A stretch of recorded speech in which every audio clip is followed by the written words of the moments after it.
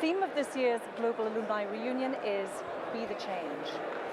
Now, of course, as you know, IESE isn't just Barcelona. We are a global business school. We have a global community that spans. Hi from the campus. Welcome to the car. Hola, del campus de Madrid. Everyone, and a warm welcome from the IESE Singapore office. Greetings from Hong Kong. Hello from IESE Tokyo office. Das Team vom IESE Campus in München grüßt alle Teilnehmer der Global Alumni Reunion.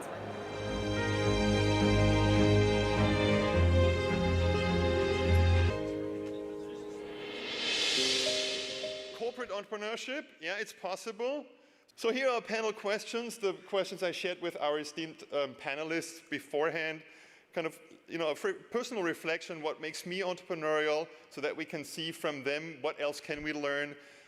In terms of the conference theme, what do I aspire to change? What are my aspirations? What kind of impact do I want to have? What challenges have been in my way and how have I dealt with them? This is a very important question. And then the last question is one for you. Should you be and could you be more entrepreneurial? Hello, everybody. First of all, thank you very much, Christoph, for inviting me to this panel. Today, I would like to tell you a very personal story about myself and how I became an entrepreneur. Now, I'm the co-founder of TELANTO. TELANTO is an education software company operating an academic business network. Now, a lot of people may ask, what is that? So we connect academic institutions worldwide to corporate challenges.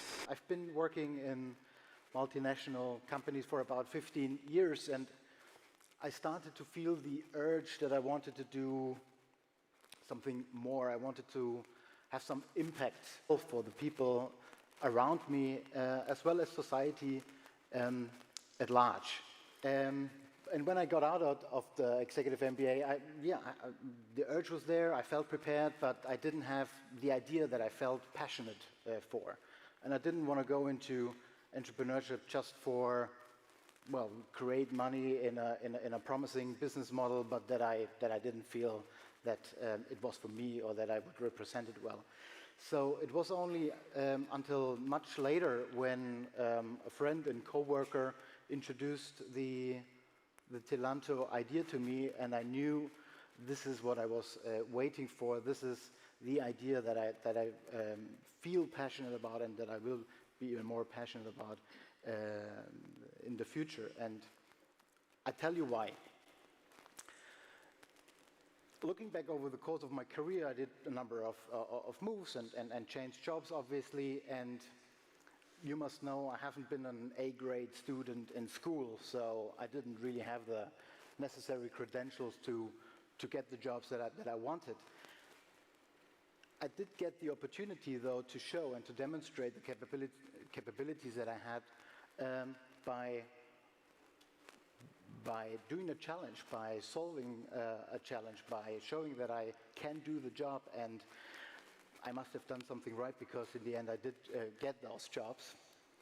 And also during the executive MBA, there was the opportunity to work with companies and to develop competencies that earlier on I did not have. So this really changed my career and eventually it changed my life. And so therefore I feel very passionate about it. And what I want to change, or what I want to be the change agent for, is so other people, other students, talents, young or old, can have the same opportunities that I had.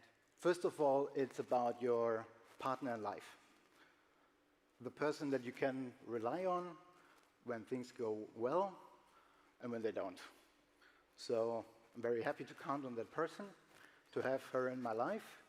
And second of all, to count on my partner in business, a friend who's here in the audience as well, Christian Acosta. Thank you very much for inviting me on this fantastic ride,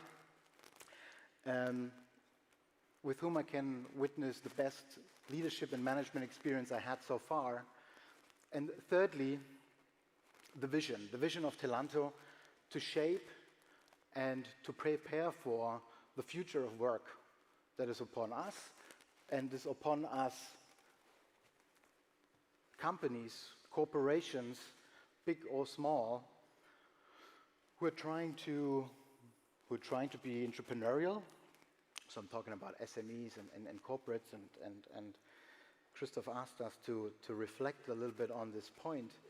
Now, I think big companies have it really hard to have entrepreneurial initiatives because typically, and this is my opinion, typically organizations have entrepreneurial initiatives for breakfast.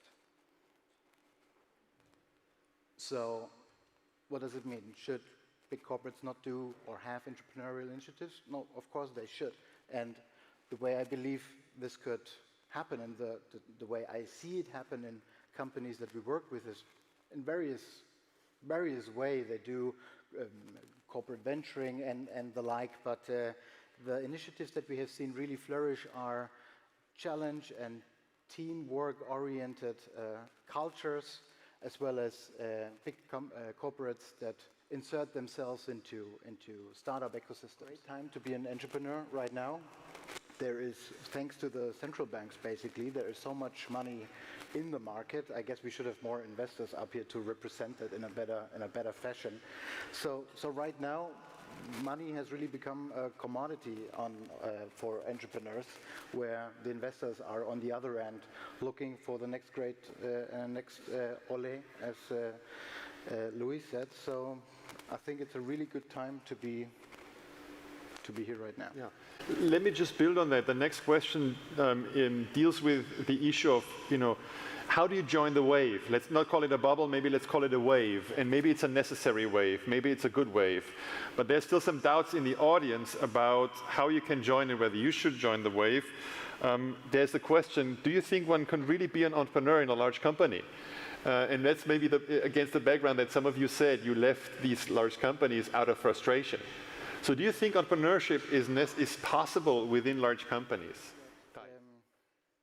It's not so much a leadership problem to have entrepreneurship in companies. I think it's on the middle levels of management. It's about risk taking, right? So you're in a corporate company because you wanna probably have a career. So you have to make your choices in terms of what risk am I happy to take. And we work with a lot of organizations, big and small, and we always encounter that barrier, that we are doing something very disruptive that hasn't been here in that manner.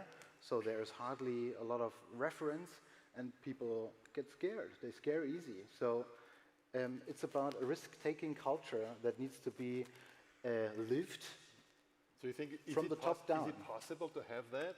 I think it is possible, but it is a cultural aspect, and as we probably all know, to change a culture in a big company is a lengthy progress. Not easy. It will Not take easy at all. time and effort. Thank you very much.